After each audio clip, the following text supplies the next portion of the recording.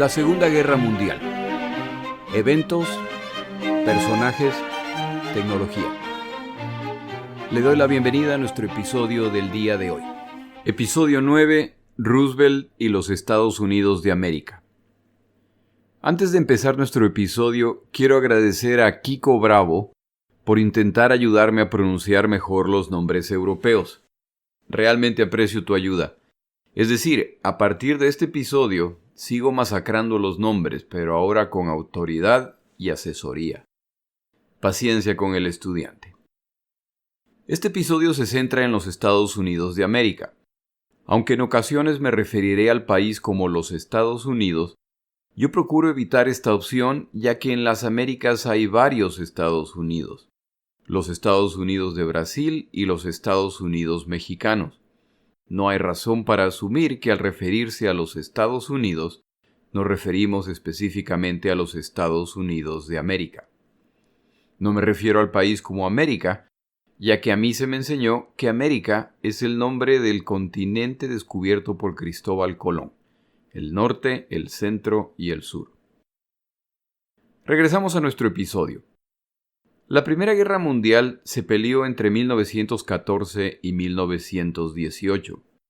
Es una guerra casi exclusivamente europea que, aunque se pelea en la mayor parte de Europa, se concentra principalmente en la zona de Alemania, Francia, Bélgica, Rusia y los Balcanes. Este conflicto se estima causó 17 millones de muertos. Los estadounidenses no querían involucrarse en otra más de las guerras europeas, entre otras razones porque este es un combate entre imperios europeos. Los Estados Unidos de América se ven a sí mismos como una república, no un imperio, y no ambicionan el territorio de nadie, por lo que no entienden las motivaciones de los participantes. Por supuesto, esta virtuosa posición olvida el hecho de que los Estados Unidos de América empezaron como nación en la costa este del continente norteamericano y se expandieron en todas direcciones desplazando por las buenas o por las malas a las tribus nativas del país. Aquellas que no fueron destruidas eventualmente fueron agrupadas en áreas específicas. También en este proceso, y como resultado de la inventada y muy conveniente doctrina del destino manifiesto, que declaraba que era la voluntad de Dios que los Estados Unidos de América fueran una potencia continental de costa a costa en el continente norteamericano, el gobierno de James Polk se inventa una guerra contra México. Como resultado de esta guerra, y con el territorio mexicano invadido por tropas estadounidenses, los estadounidenses compran, entre comillas, a México, los territorios que hoy componen buena parte de la costa oeste de los Estados Unidos de América y varios estados más. De ahí que las ciudades y áreas en estas zonas tienen hasta hoy nombres hispanos. Una vez conquistados estos territorios, los Estados Unidos de América se consolidan como potencia continental norteamericana. A finales del siglo XIX se han añadido los territorios de Hawái, Puerto Rico, Guam y las Filipinas al derrotar a España en la guerra. La Primera Guerra Mundial ya dura más de 3 años y aunque se pelea en el continente europeo, parte del combate es marítimo, ya que los países intentan bloquear el ingreso de provisiones y armamento a sus rivales. A medida que los ataques se vuelven más indiscriminados, en mayo 7 de 1915, un submarino alemán hunde al crucero de placer británico Lusitania en la costa irlandesa.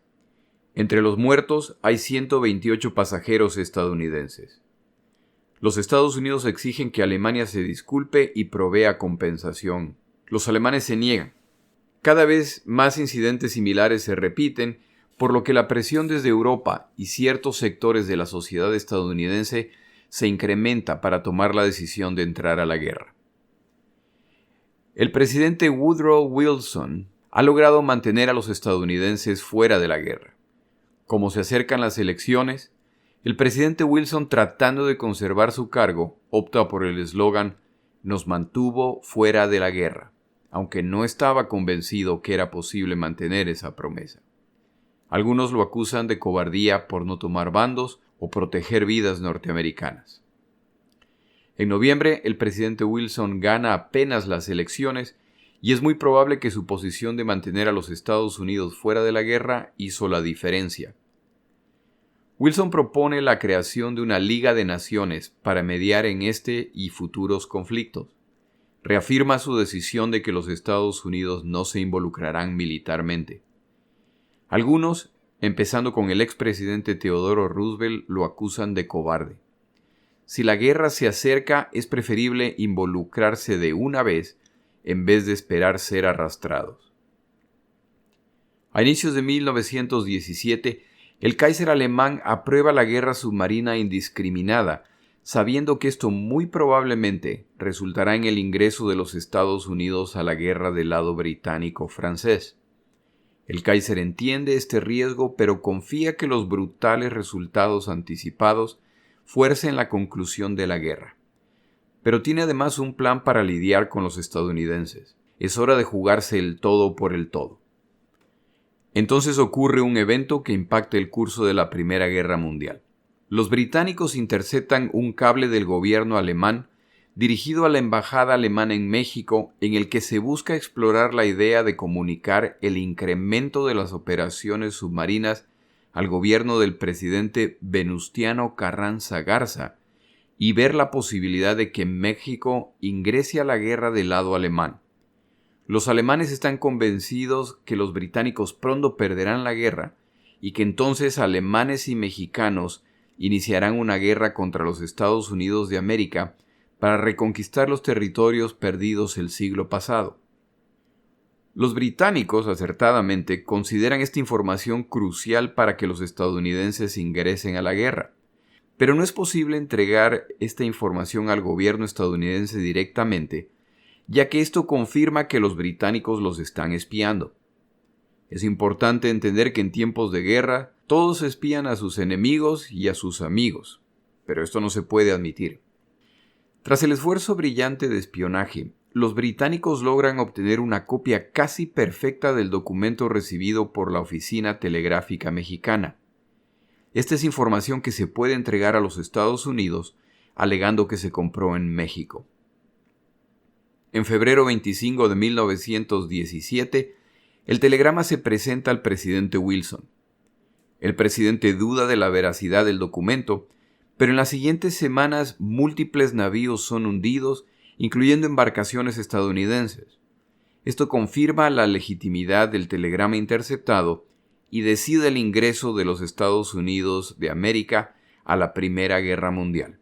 A propósito, no existe evidencia de que el gobierno mexicano consideró esta oferta.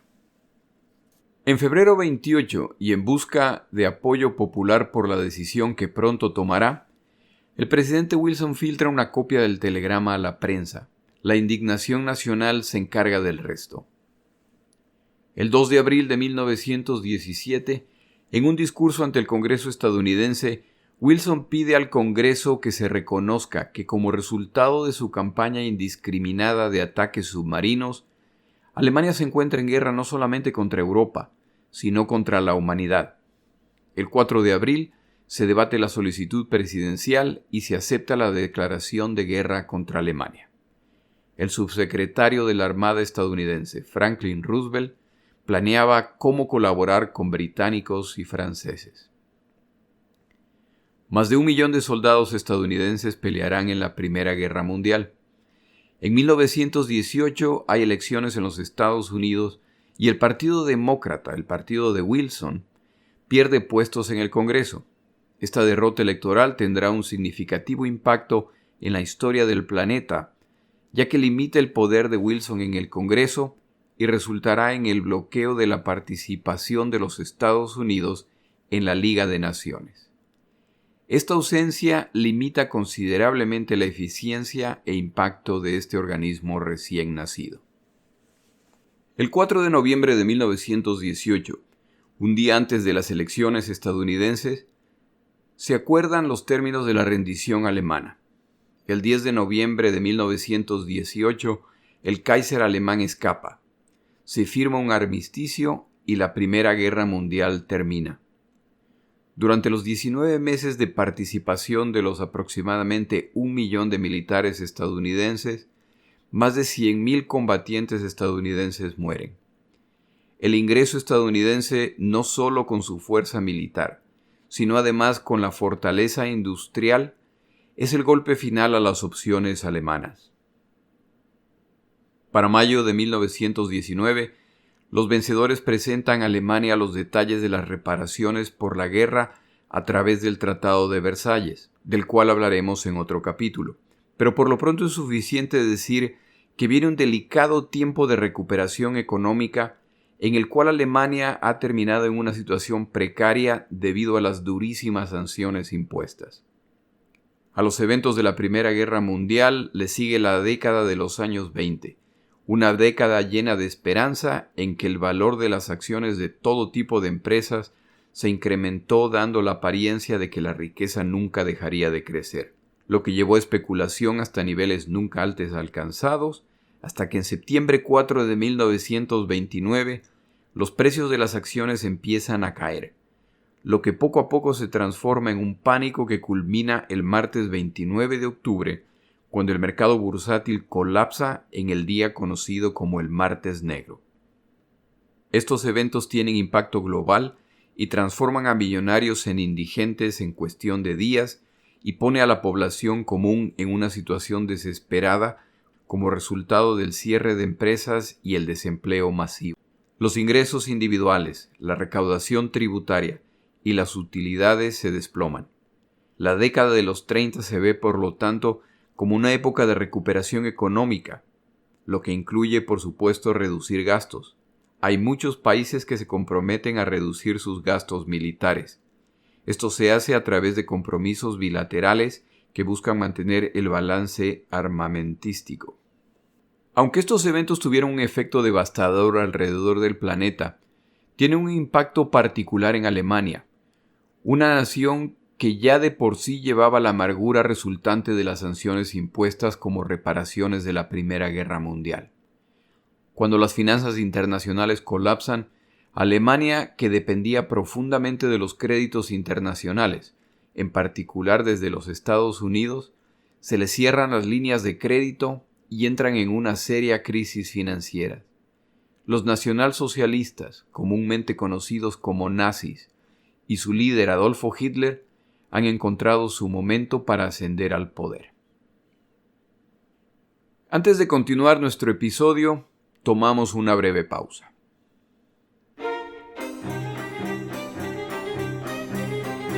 Palabras de Churchill. En sus largas horas buscando apoyo por la causa británica durante la Segunda Guerra Mundial, Churchill pasó una parte significativa de su tiempo conversando, negociando, convenciendo a los Estados Unidos de América. Esta alianza fue fructífera, pero no estuvo libre de frustraciones. Refiriéndose a su aliado, los Estados Unidos de América, Churchill decía: «Los americanos son ese aliado que siempre hará lo correcto una vez que se agotan todas las otras posibilidades». No hay confirmación de que Churchill dijera esto, pero basado a lo que veremos en siguientes episodios, podría tener su fundamento.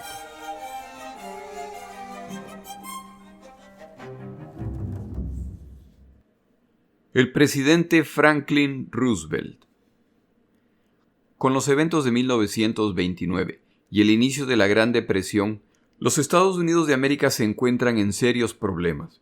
En 1931, Franklin Roosevelt es elegido presidente y desde el inicio de su presidencia implementa un plan llamado el Nuevo Acuerdo, que busca rescatar la economía estadounidense y abrir oportunidades para la población. Franklin Delano Roosevelt nace el 30 de enero de 1882 en Nueva York. Empieza su carrera política como senador por el estado de Nueva York. Fue partícipe en el gobierno de Wilson como vicesecretario de la Armada. Continuó su carrera política como binomio de James Cox, pero son derrotados en las elecciones. Para 1931 será elegido presidente de los Estados Unidos. Primo lejano del expresidente Theodore Roosevelt, al que siempre admiró, no le teme al conflicto armado, aunque nunca sirvió en las Fuerzas Armadas. En 1921 contrae poliomielitis y como resultado de esta enfermedad pierde el control de sus piernas. Aunque intenta recuperarse, nunca volverá a caminar sin la ayuda de arneses de apoyo. Vivirá gran parte de su carrera política pretendiendo que su discapacidad no existe. Solo hasta los últimos días de su vida, el público estadounidense verá la verdadera condición de su presidente. Con el paso de los años y como resultado del estrés de la guerra y hábitos poco saludables, padecimientos médicos se sumarán. Pero Franklin Roosevelt no acepta la idea de que alguien más pueda dirigir el destino del pueblo estadounidense. Al poco tiempo de ser elegido presidente en 1932, se produce en los Estados Unidos otro evento de proporciones bíblicas como resultado del maltrato de la tierra. Se lo conoció como el tazón de polvo, Dust Bowl en inglés, y fue una serie de tormentas de arena como resultado de la aridez en los estados de Texas, Oklahoma, Nuevo México y Kansas debido a malas prácticas de cultivo.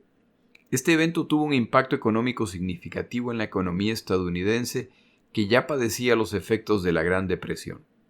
Sus iniciativas de recuperación económica son exitosas y es reelegido en 1935. Como ya se empiezan a volver evidentes los crecientes problemas en Europa, su campaña política se centra en el aislamiento de los Estados Unidos. Durante su administración emite una ley de embargo de armas para todos los países que se encuentren en guerra. No hay provisión en caso de agresión. En 1937, Japón invade China. Roosevelt condena que naciones invadan a otras para alcanzar sus objetivos nacionales. Es de la opinión que la comunidad internacional debe involucrarse en este tipo de evento. Es criticado y se le advierte que su comportamiento es similar al del presidente Wilson en la Primera Guerra Mundial. El pueblo estadounidense no tiene ningún interés en involucrarse en guerras foráneas. El Congreso estadounidense intenta pasar una ley por la cual el presidente debe llamar a un referéndum en caso de que quiera declarar la guerra. La ley no pasa, pero es evidencia de la falta de deseo del pueblo estadounidense de involucrarse en conflictos armados. Roosevelt protesta. Esta legislación paralizaría al presidente en caso de guerra. En una encuesta realizada, sin embargo, más del 70% de la población estadounidense apoya la existencia de esta restricción. En 1938, Alemania se anexa a Austria. Cuando Hitler se toma el resto de Checoslovaquia, Roosevelt intenta eliminar la ley de embargo a combatientes para poder ayudar a Gran Bretaña o Francia en caso de ataque alemán, pero el Senado retrasa el debate hasta el próximo año. Intenta encontrar formas de eludir la ley existente creada por él mismo. Intenta expandir las fuerzas aérea y naval. En su opinión, estos simples movimientos impedirían que Hitler continúe su expansión. Sus recomendaciones son rechazadas. Si los Estados Unidos no planea involucrarse en conflictos bélicos, ¿cuál es el propósito de expandir sus fuerzas armadas? Ese mismo argumento aplica a su intención de imponer la conscripción obligatoria. Cuando Polonia es invadida, queda claro que una guerra se avecina y no se le escapan a Roosevelt las similitudes con la Primera Guerra Mundial. Su embajador en Gran Bretaña, Joseph Kennedy, reporta alarmado los eventos. A medida que la situación se complica, las llamadas a mantenerse al margen de la guerra se multiplican. Convence al Congreso que se elimine el embargo a combatientes atacados, pero lo único que el Congreso aprueba es una práctica de paga y lleva, es decir, los que quieran armamento deben pagarlo en efectivo. No existe la posibilidad de crédito. Se prohíbe la entrega de materiales y suministros utilizando buques estadounidenses para evitar la posibilidad de que sean hundidos y aumente la presión a ingresar a la guerra. Cuando Gran Bretaña y Francia son amenazados por los alemanes, en un discurso, Roosevelt menciona la obligación moral de los Estados Unidos de ayudarlos, pero se compromete a que esta ayuda se limitará a equipo y provisiones. Cuando Winston Churchill es nombrado primer ministro, continúa contactando a Roosevelt para desarrollar una relación personal con él. A medida que los desastres militares en Europa se multiplican, Roosevelt entiende que si Francia y Gran Bretaña caen, Es solo cuestión de tiempo para que Alemania intente tomar posesión de áreas adicionales en África, América o Asia. Se acercan las elecciones de 1940, en que Roosevelt puede alcanzar su tercer periodo presidencial. La presión para que explique su posición respecto a la guerra en Europa se multiplica. Si este tema no se maneja bien, perderá las elecciones. Todo esto ocurre cuando Francia ha caído y Gran Bretaña lucha por sobrevivir. El apoyo popular se incrementa al ver la valiente lucha británica. Los británicos necesitan navíos adicionales y Roosevelt aprueba el intercambio de destructores obsoletos a cambio de alquileres a 90 años de puertos británicos alrededor del mundo. Aunque la opinión pública apoya a los británicos, la oposición a entrar en la guerra sigue siendo fuerte. Willkie, su oponente republicano, lanza una fuerte campaña dejando claro que si él es elegido, se asegurará que los Estados Unidos no se involucren en esta guerra europea. Esta plataforma electoral le permite prácticamente alcanzar a Roosevelt en las encuestas y pone en peligro su reelección. Willkie acusa a Roosevelt de tener pactos secretos con Europa para ingresar a la guerra una vez que sea reelegido y predice que si Roosevelt es elegido, el pueblo estadounidense debe anticipar estar en guerra para abril de 1941. Roosevelt entiende que el pueblo lo compara con Wilson, el presidente estadounidense durante la Primera Guerra Mundial, y su eslogan de «nos mantuvo fuera de la guerra», lo que al final no fue cierto. 2 semanas antes de la elección, Roosevelt ofrece su garantía más fuerte de que no había plan secreto o acuerdo para entrar en la guerra. Para finales de octubre, y ante la evidencia de que perderá las elecciones, toma un paso adicional al declarar: «Lo he dicho antes y lo repetiré cuantas veces sea necesario. Sus muchachos no serán enviados a ninguna guerra». Convenientemente excluye la frase «a menos que nos ataquen». Esta declaración se utilizará más tarde para acusar a Roosevelt de engañar al pueblo estadounidense. Al final, Roosevelt gana la elección. Parte del desafío que enfrenta Roosevelt es que su embajador en Gran Bretaña, John Kennedy, está convencido que Gran Bretaña no tiene la menor opción de ganar la guerra contra Alemania y que el ingreso de los Estados Unidos simplemente significa que terminarán pagando los platos rotos. Lo mejor que pueden hacer es mantenerse al margen. Una vez reelegido, Roosevelt en un discurso declara: «Nunca antes nuestra civilización americana ha estado en tal nivel de peligro.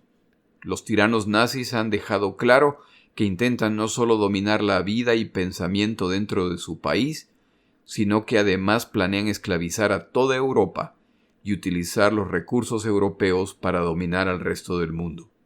Advierte a los apaciguadores estadounidenses que buscan calmar a Hitler que esa es una incoherencia. Es una paz negociada cuando una banda de gángsters rodea tu comunidad y bajo la amenaza de exterminio te obliga a pagar tributo a fin de no matarte. Los Estados Unidos debemos convertirnos en el arsenal del mundo libre.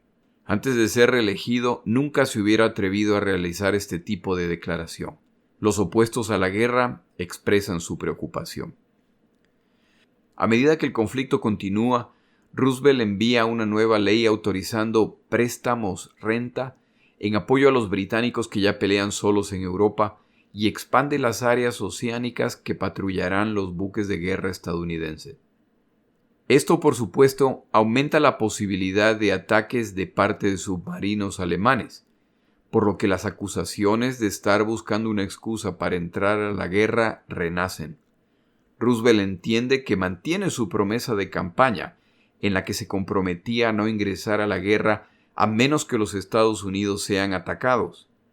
Al haber excluido la referencia a ataques al territorio estadounidense, cabe la pregunta: ¿son los buques militares atacados en alta mar parte de los Estados Unidos de América?